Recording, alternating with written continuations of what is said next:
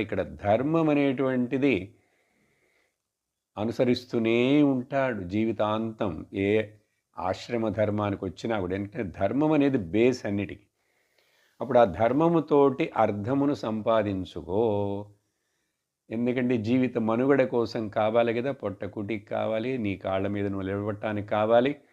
కాబట్టి అర్థము రెండోది సంపాదన. అది ధర్మముతోటి చేయాలి, ధర్మాన్ని వదలం. ఆ తరువాత మరొక స్టేషన్ ఏమిటంటే వానప్రస్థము.